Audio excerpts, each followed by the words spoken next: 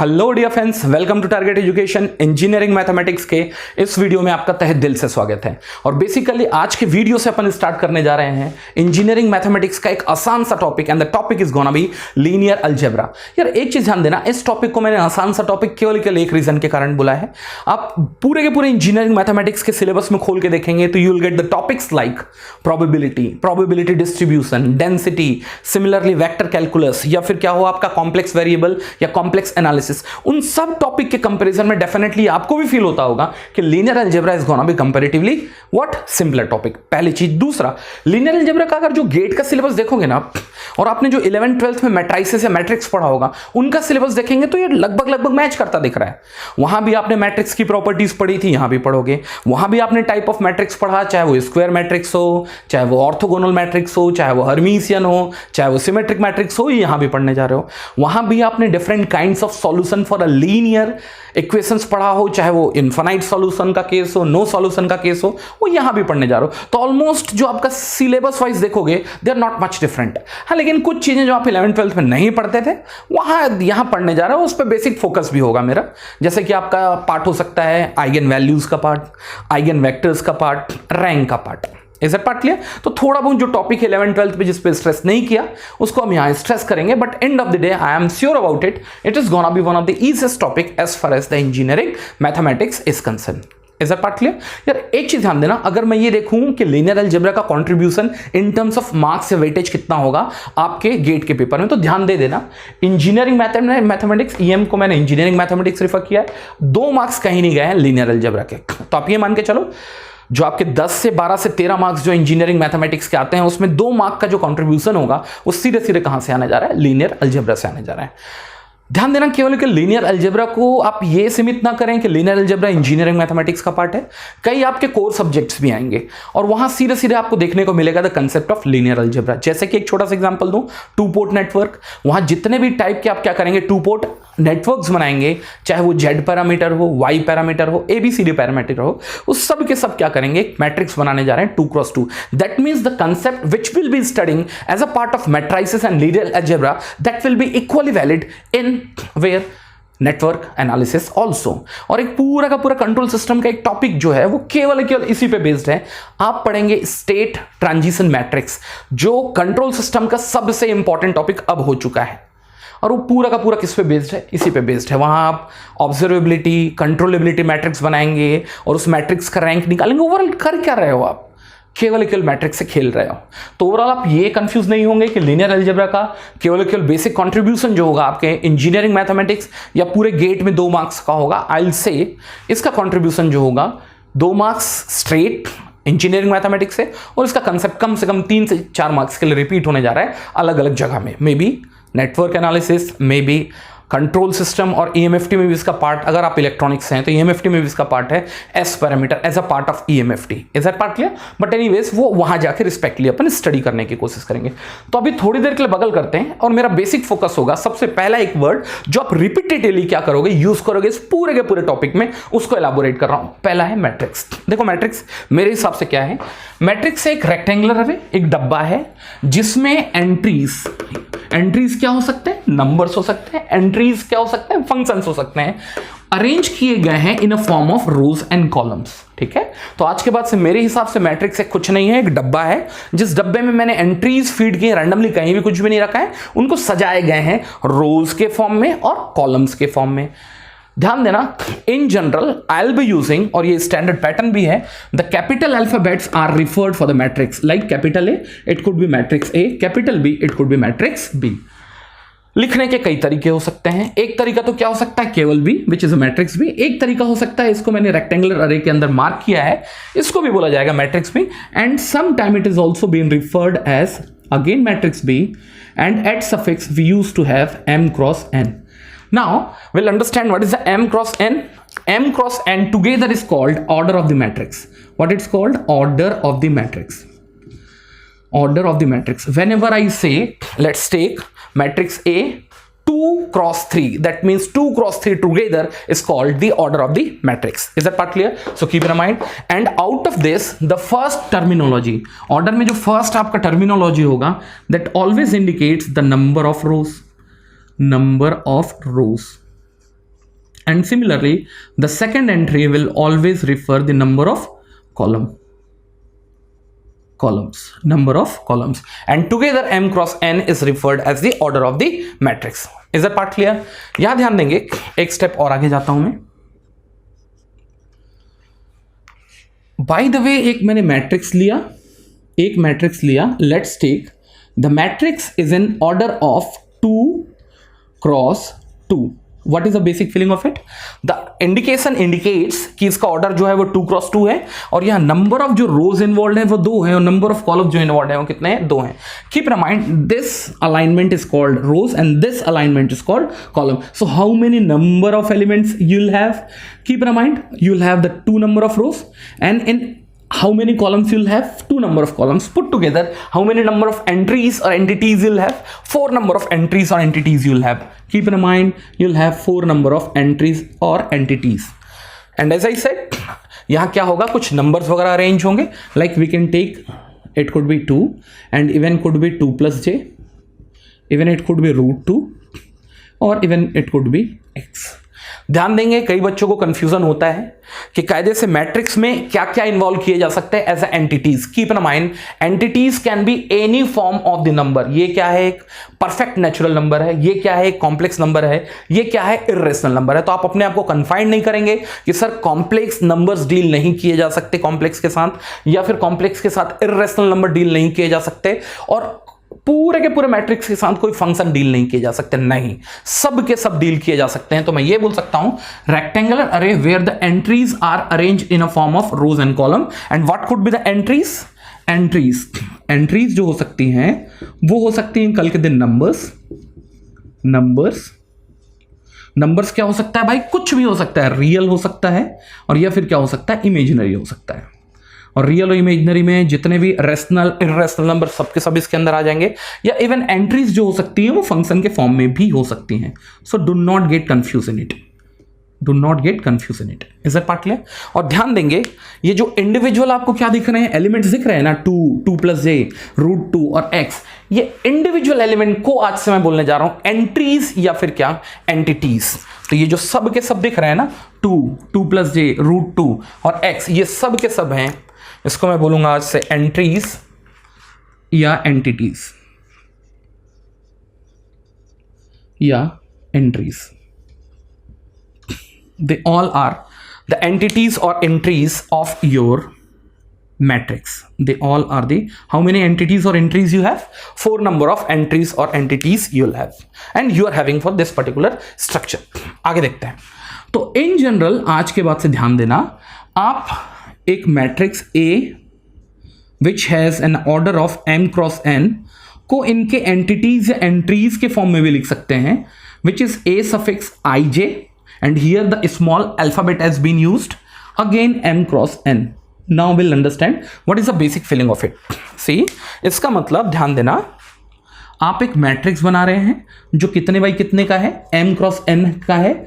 That means the number of rows which are involved in this particular problem, they are m in nature, and similarly number of columns are nothing but n in nature. So the first entry would be a first row, first column it will be a11, first row, second column it will be a12, and let's take how many number of columns you are having?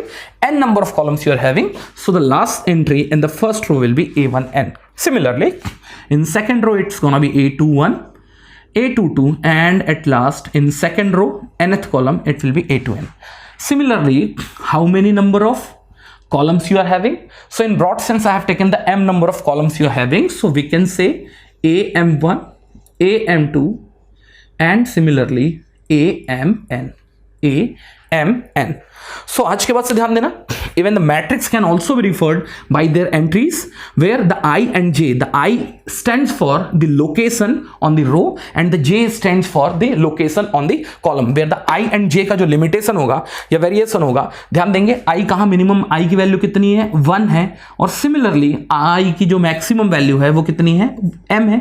Similarly J की अगर minimum value देखते हैं तो 1 है और maximum value कितनी है? n है. तो या फिर मैं ये बोलूं कि यहां जो आपके I और J का वेरिएशन होगा, I जा सकता है मिनिमम कहां? 1, और मैक्सिमम जा सकता है कहां तक? m तक. और सिमिलरली जे स्टार्ट होगा 1 से और मैक्सिमम जा सकता है कहां तक, n तक। Obviously where I and J are the natural number, I and J are the natural number. Natural number का मतलब ये नहीं है कि 0 हो जाएगा, कि 1.5 हो जाएगा, कि 1.6 हो जाएगा। तो एक दूसरा तरीका भी है कि आप एक पूरे के पूरे मैट्रिक्स को इनके एंट्रीज के फॉर्म में भी क्या कर सकते हो, मार्क कर सकते हो। तो थोड़ा सा ध्यान देना, आज के बाद से m क्रॉस n को मैं रिफर करूंगा ऑर्डर ऑफ द मैट्रिक्स।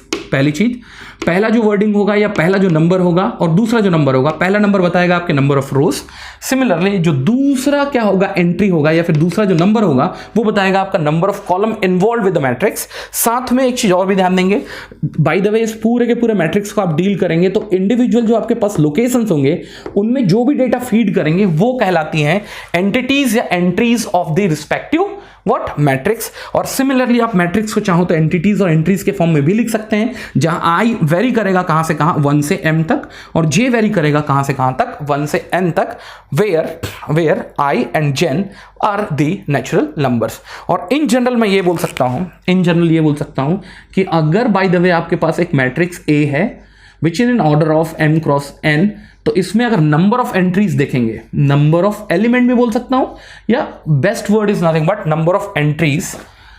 तो नंबर ऑफ एंट्रीज कितना होने जा रहा है मेरे भाई, ये होने जा रहा है m क्रॉस n। इसका मतलब अगर मैं ये देखूं कि आपके पास एक m क्रॉस n का मैट्रिक्स है, तो इसमें आपके पास कितने लोकेशंस होंगे या कितनी एंटिटीज एंट्रीज होंगी, सो एग्जैक्टली होगा ये m क्रॉस n। तो मैं चाहूं तो इसको सुधार सकता था, रेक्टेंगुलर अरे where entries are arranged in a form of rows and columns, and how many number of entries you'll have if the structure is in form of m cross n, the number of entries will be m cross n. Is that part clear? चलो इसी sequence में थोड़ा आगे जाता हूं मैं, तो ये लिख लिया आप लोगों ने, ये साथ में लिखते चलेंगे,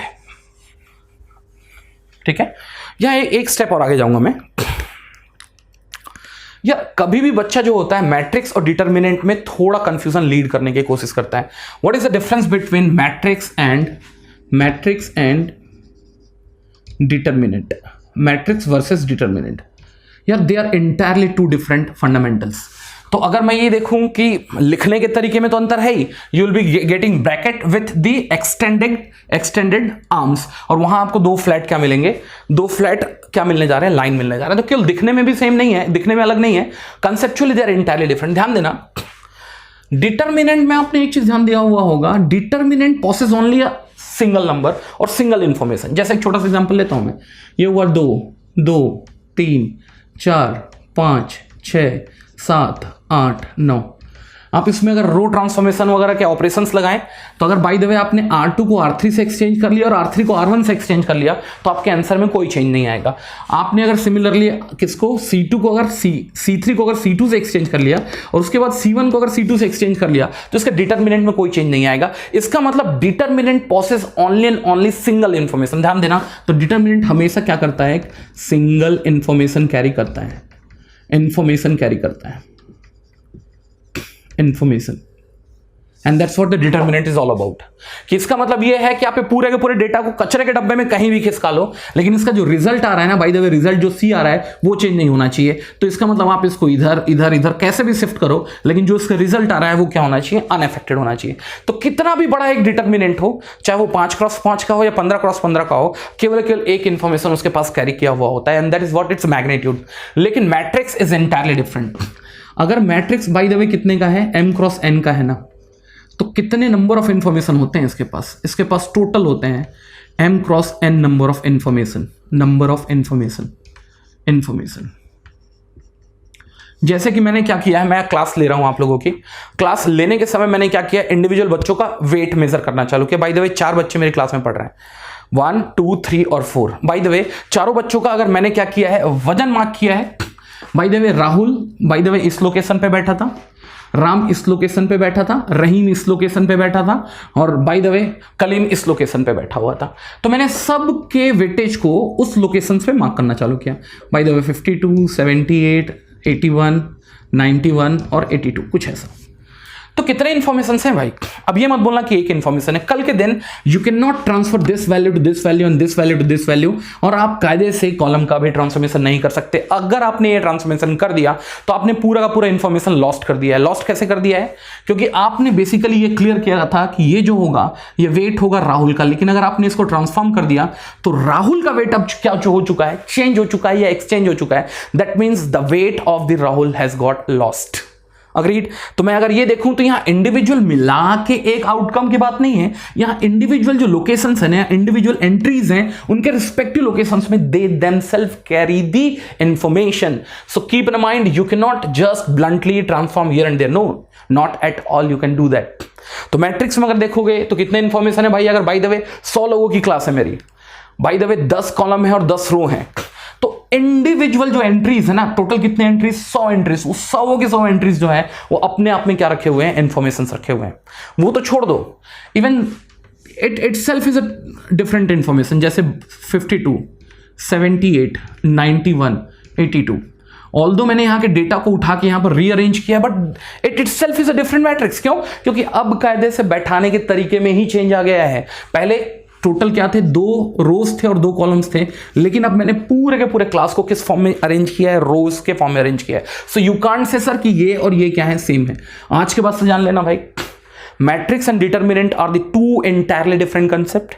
Whenever we talk about the determinant, it possesses only and only one information, and whenever we talk about the matrix, it contains the m cross n number of informations, and moreover you cannot compare both of them. They are the two different or two entirely different structure of the matrix. They cannot be compared at all. ये नहीं बोल सकते कि ये matrix को अगर मैंने a mark किया और इसको b मार्क किया है तो दोनों सेम है। No, they will not be.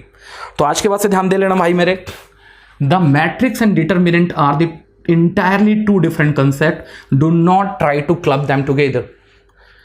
Agree करते हैं? तो चलिए इसी सीक्वेंस में अपन जो बात करने जा रहे हैं, अब बात करने जा रहे हैं टाइप ऑफ मैट्रिक्स के बारे में। टाइप ऑफ मैट्रिक्स के बारे में तो यहां मैं कुछ 15 से 16 अलग अलग टाइप ऑफ मैट्रिक्स के बारे में डिस्कस करूंगा। आपको सबको बाय हार्ट करने की जरूरत नहीं है, लेकिन स्टिल आपको एक फेयर आइडिया होना चाहिए कि whenever I talk about a specific type of matrix, at least the structure must be known to me. इसका मतलब अगर मैं स्क्यू सिमेट्रिक मैट्रिक्स बोल रहा हूं तो एटलीस्ट एक फेयर आइडिया होना चाहिए कि किस मैट्रिक्स को आप स्क्यू सिमेट्रिक मैट्रिक्स बोलेंगे, या what are the properties it must be contain.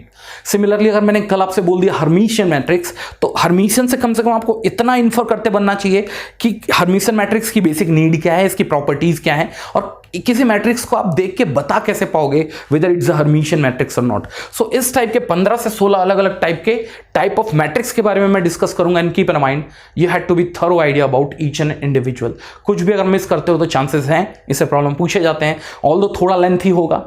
15 से 16 अलग अलग टाइप के मैट्रिक्स के फीचर के बारे में याद रखना थोड़ा टफ हो जाता है, but still you have to do that. Is that part clear? तो अपन बात करने जा रहे हैं टाइप ऑफ मैट्रिक्स के बारे में।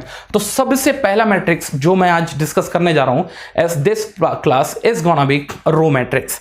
तो सबसे पहला जो मैट्रिक्स अपन बात करने जा रहे हैं, and that's gonna be row matrix. यार नाम देख के ही समझ में आ रहा है ये एक ऐसा मैट्रिक्स है जहां कायदे से हर एक एंटिटीज या हर एक एंट्रीज किस फॉर्म में सजे हुए होंगे? केवल रो के फॉर्म में सजे हुए होंगे। या फिर मैं ये बोलूं इट्स अ मैट्रिक्स ए जिसके पास केवल एक रो होगा, and similarly you can have arbitrarily any number of columns. I think if I take an example it will be better elaborated. जैसे इसका एग्जाम्पल हो सकता था मेरे भाई, एग्जाम्पल हो सकता था 1, 2 और इट कुड हैव बीन 1, 4 और J। ये सब के सब क्या है? रो मैट्रिक्स है। रीजन भी बनता है row matrix.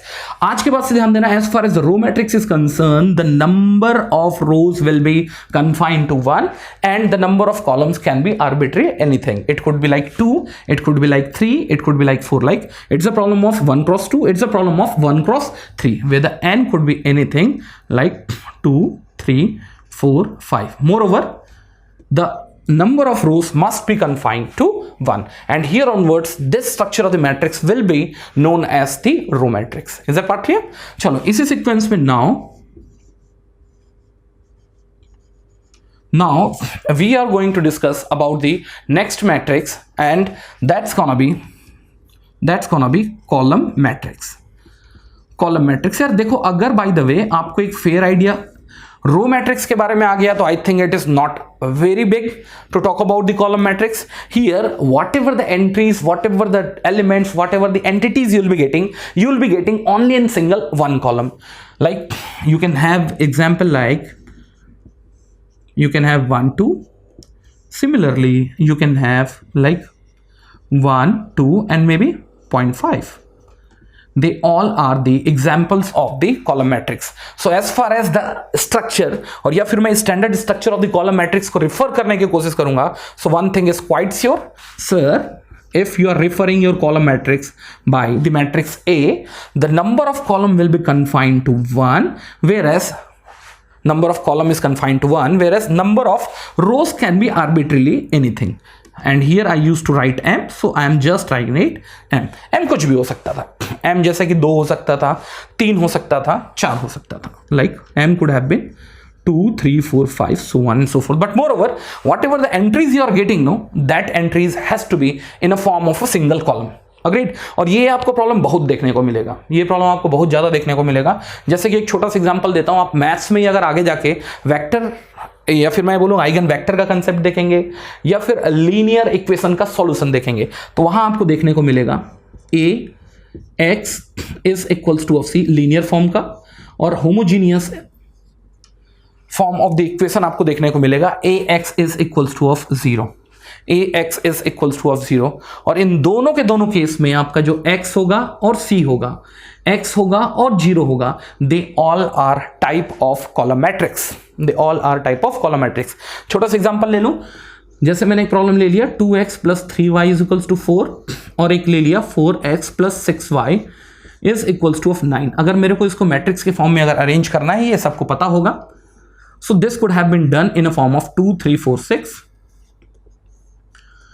Thereafter exclusively the x and y can be written and they can be compared with the 4 and 9. 4 and 9. और ये देख के समझ में आ रहा है कि अगर बाय द वे आप इस मैट्रिक्स को आप ऑब्जर्व करेंगे, in this matrix the number of entries और entities are 2 and they have been arranged in a single column. Definitely ये और ये दोनों जो होंगे, या फिर मैं बोलूं x और c, और इन फ्यूचर अगर ये 0 0 का केस होता है, it could have been 0 and 0. उस केस में भी दोनों के दोनों जो होते हैं वो क्या होते हैं, कॉलम मैट्रिक्स होते हैं. ठीक है. और इवन आप जो आइगन मैट्रिक्स आप आगे जाके पढ़ना चालू करेंगे तो आप सबसे पहले निकालेंगे आइगन वैल्यूज, और आइगन वैल्यूज के करस्पॉन्डिंग आप निकालेंगे आइगन वेक्टर्स. तो आपका जो आइगन वेक्टर भी होगा ना, eigen vector corresponding to the any eigen values, वो भी आपको मिलेगा कॉलम मैट्रिक्स. वो भी मिलेगा आपको कॉलम मैट्रिक्स. अगर आप चाहो तो एक छोटा सा ग्लिम्स दे दूं, वहां आपको ये देखने को मिलेगा. आप करते क्या है, अगर बाय द वे आपको निकालना है वैल्यू, तो यहां कुछ नहीं करते, आप ए में से क्या करते हो, लैम्डा का सब्सट्रैक्शन करते हो और वहां से कंक्लूड करने की कोशिश करते हो, और हर एक value of lambda which is nothing but the eigen values, वहां से आप आइगन वेक्टर्स एक्सट्रैक्ट करते हैं, और eigen vectors also are formed in a form of column matrix. So keep in mind they are important one. ठीक है. Column matrix खत्म होते ही, that's what my first one, that's what my second one. Is that part clear to all of us? Column matrix के खत्म होते ही now we'll talk about the null matrix. Now we'll be talking about the null matrix. Null matrix. यार यहां से देख के समझ में आ रहा है, null का मतलब is also called zero matrix. Zero matrix. Moreover, अगर बाय द वे आपके पास कितने बाई कितने का भी क्या हो एक matrix, so that means I am not worrying about the order of the matrix, but if each and individual entities और entries are found to be null और zero by default, that matrix is called null matrix. या फिर मैं ये बोलूं, जितने भी आपके एंटिटीज हैं या एंट्रीज हैं, ए आई जे ही तो आपका एंट्रीज है, एंटिटीज हैं, अगर वो सब के सब एलिमेंट अगर क्या है, जीरो हैं, तो बाय डिफॉल्ट आपके जो मैट्रिक्स होंगे वो डेफिनेटली क्या होने जा रहे हैं, null matrix. Moreover we can have example of it. We can have example of it, like we can have 0 0, we can have like 0 0 0 and 0. Moreover, do not get confused कि null matrix को square matrix होना जरूरी नहीं है. जैसे कि इस case में 0 0 कॉलम के फॉर्म में अरेंज था, तो कायदे से ये नल मैट्रिक्स एक कॉलम मैट्रिक्स का भी फॉर्मेट था. सो keep in mind, irrespective of the order of the matrix, if each and individual elements are fed as 0 by default, that matrix becomes the null matrix. So that's nothing but the definition of the null matrix. तो अगर आप क्या देखते हैं, homogeneous form of the linear equation, तो आपको जो entries मिलेंगी सी की जगह में वो क्या मिलेगी, जीरोस जीरोस मिलेंगी। और किस फॉर्म में मिलेंगी, ये कॉलम के फॉर्म में मिलेंगे। Is that part clear? तो चलिए इसके बाद अपन बात करते हैं नल मैट्रिक्स जैसे ही खत्म होता है। Now we shall be talking about the next kind of matrix and the matrix we shall be discussing is gonna be square matrix. Square matrix, square matrix यार नाम से ही समझ में आ रहा है, नाम से ही समझ में आ रहा है ये एक ऐसा मैट्रिक्स है जहां जो रेक्टेंगल आपने अरे बनाया था अब वो दिखने में कैसा दिखेगा, स्क्वायर दिखेगा। या फिर मैं ये बोलूं कि नंबर ऑफ जो क्या होंगे रोज होंगे वो नंबर ऑफ कॉलम से मैच करेंगे। तो या फिर मैं ये लिख सकता हूं, तो whatever the matrix you are having, no whatever the matrix you are having, they must possess a certain relationship, and that is what m must be equals to of n. So number of rows is precisely equals to of number of columns. Number of rows is equals to of number of columns. Agreed? So if you want, we can have few of the examples like we can have 1 2 3 4. Obviously, as I said, the number of rows are 2, so the number of column are precisely has to be 2. It's a 2 cross 2 square matrix. Similarly, even you can have the larger order of the matrix, but it has to be a square matrix like 3 4 5 1 2 3 and 7 0 1 1. Again, if you see the number of rows, how many they are involved, they are 3, and the number of columns, how many they are involved, it's 3 again.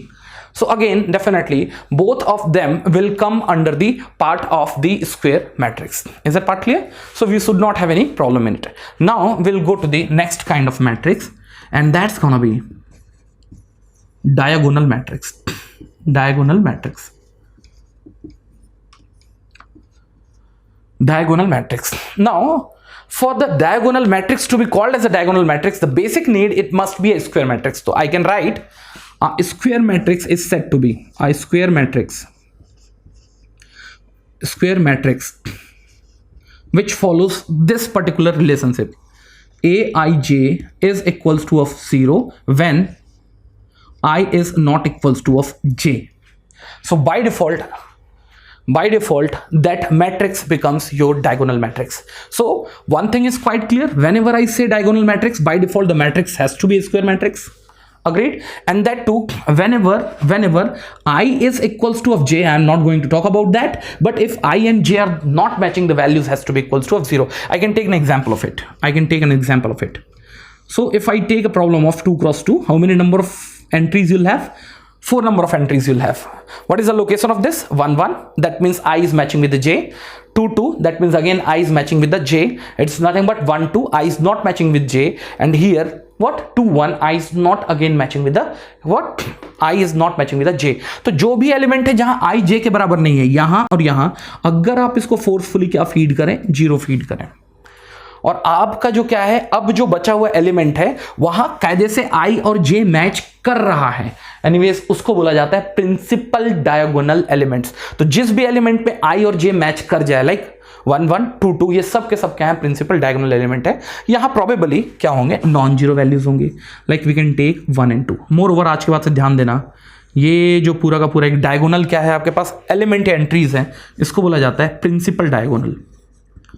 Principal diagonal और इसके element को क्या बोला जाता है, principal diagonal elements. तो अगर कोई ये पूछे कि भाई तेरे प्रिंसिपल डायगोनल एलिमेंट्स कौन कौन से हैं, तो ये है 1 और ये है आपके पास 2। तो मैं ये बोलूं कि नॉन प्रिंसिपल डायगोनल एलिमेंट्स जो होंगे ना, नॉन प्रिंसिपल डायगोनल एलिमेंट मतलब कि 1 1 2 2 3 3 4 4 के लोकेशंस के अलावा जितने भी वैल्यूज होंगे वो सब के सब क्या होंगे, 0 होंगे, किसमें, डायगोनल मैट्रिक्स में। इवन आप इसका एक लार्ज रूप भी देख सकते हैं, like you can have 3 cross 3 matrix. तो यहां अगर मैं ये देखता हूं नॉन प्रिंसिपल डायगोनल एलिमेंट्स कौन कौन से होंगे, ये और बाकी ये क्या है, सबके सब प्रिंसिपल डायगोनल के एलिमेंट है जहां आई और जे मैच कर रहा है। आई और जे जहां मैच नहीं कर रहा है, forcefully you have to feed the individual entities as 0। और जो प्रिंसिपल डायगोनल के एलिमेंट होंगे प्रोबेबली इट विल बी 1 2 और मे बी 4 4।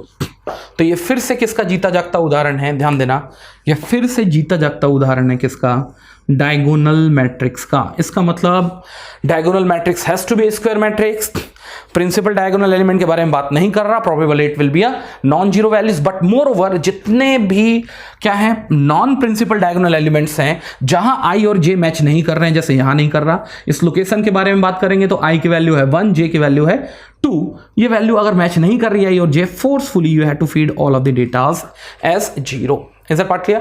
तो यार अब डायगोनल एलिमेंट या डायगोनल मैट्रिक्स पढ़ लिए हैं, डायगोनलाइजेशन भी आप लोगों के सिलेबस में पहले था, अब इतना इंपॉर्टेंट नहीं है, बट डायगोनल मैट्रिक्स के कुछ प्रॉपर्टीज के बारे में जरूर बात करूंगा मैं, ठीक है? तो ध्यान देना, अगर बाय द वे मैंने क्या किया है, ये जो 1 2 है, 1 2 3 है, ये कौन सी वैल्यूज हैं, ध्यान देना, ये कहीं ना कहीं आपके डायगोनल एलिमेंट्स की वैल्यूज हैं। तो अगर बाय द वे आपने एक 3x3 का मैट्रिक्स लिया और आपके डायगोनल वैल्यूज जो है ना, डायगोनल वैल्यूज बाय द वे एक है आपका x, दूसरा है y और तीसरा है z, और ऐसा आपने एक और मैट्रिक्स लिया, दूसरा मैट्रिक्स, वो भी क्या है, एक डायगोनल मैट्रिक्स है, और उसके डायगोनल एलिमेंट्स हैं बाय द वे 1 1 का एलिमेंट था बाय द वे p, 2 2 का एलिमेंट था बाय द वे q, और सिमिलरली 3 3 का अगर एलिमेंट था क्या, r। तो ये कुछ पर्टिकुलर क्या रिलेशनशिप को फॉलो करेंगे। पहला आप एक काम करो, इसको चलो लिख लो, पहला diagonal of x, y, z plus of diagonal of PQR, ये दो अलग अलग मैट्रिक्स का आपने क्या किया है, सम किया है। सो keep in mind it will result remaining as such neither the order anything will not change and the component will be added individually, like 1 1 will be this, 2 2 will be this, and similarly 3 3 will be this. Not only that, अगर ये plus ना हो के क्या होता, minus होता, तो individual terms जो होते हैं वो क्या होते, सब्सट्रैक्ट हो चुके होते। मोर ओवर अगर ये प्लस माइनस ना हो कि अगर इनका क्या होता, मल्टीप्लीकेशन होता।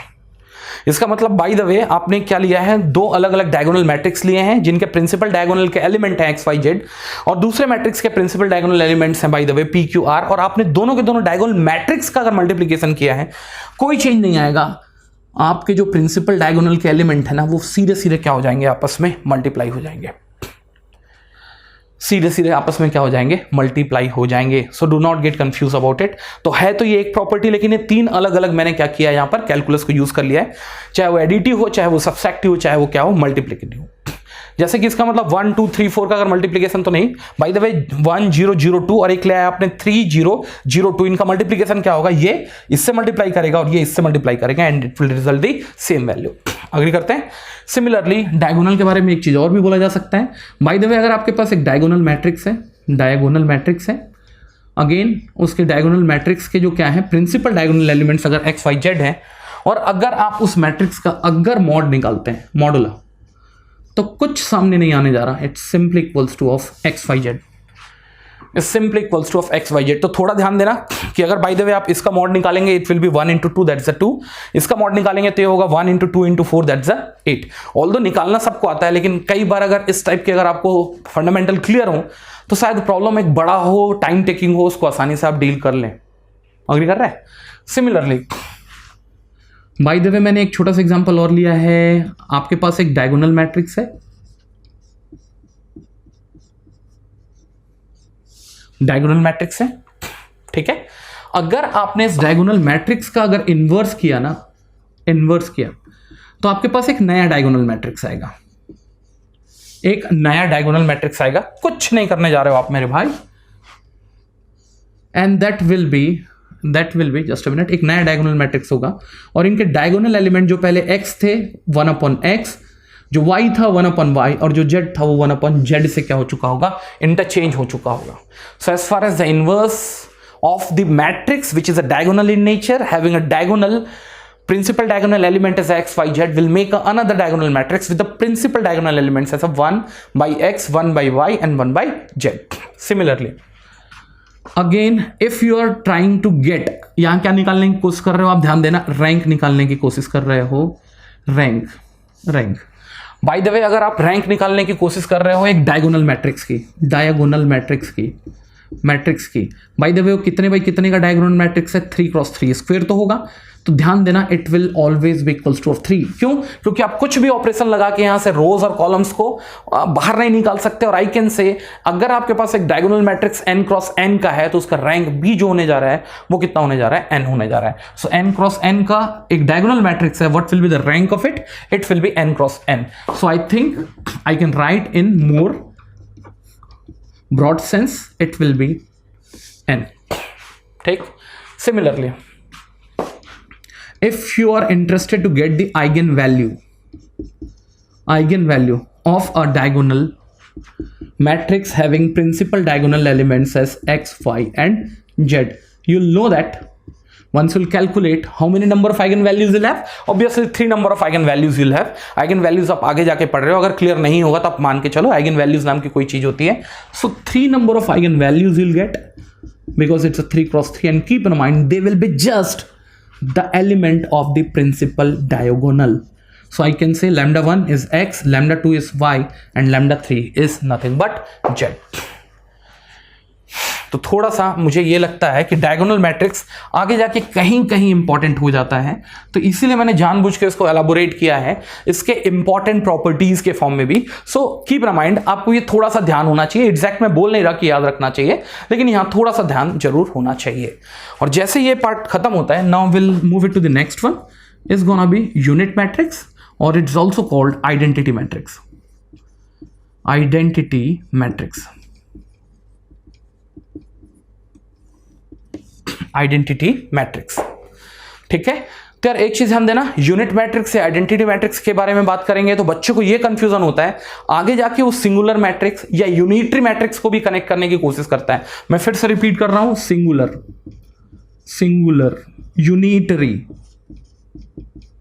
they are entirely different type of matrix, so do not try to club with the unit or identity matrix. Keep in mind singular and unitary matrix are entirely different kind of matrix and that will be dealt separately.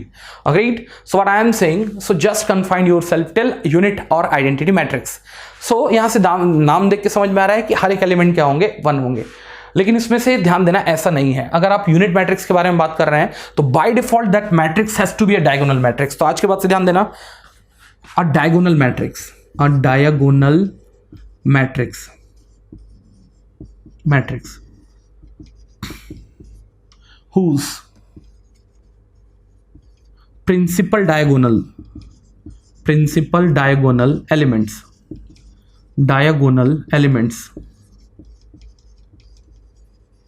are only one। इसका छोटा सा example हो सकता है जीता जागता उदाहरण, जैसे कि सबसे पहली बात तो यूनिट मैट्रिक्स को एक डायगोनल मैट्रिक्स होना पड़ेगा। डायगोनल मैट्रिक्स आपने पढ़ा, इसको एक स्क्वायर मैट्रिक्स होना पड़ेगा। तो आप रैंडमली कुछ भी ड्रॉ मत करना, it has to be a square matrix. By the way 2 cross 2 का ले लिया मैं। ये क्या होगा, इसके प्रिंसिपल डायगोनल एलिमेंट क्या होंगे, 1 होंगे, और ये डायगोनल मैट्रिक्स का रिमेनिंग कंपोनेंट तो 0 होना ही पड़ेगा। Keep in mind, in abstract this is also written as a I of t, I of 2। what is the I stands for?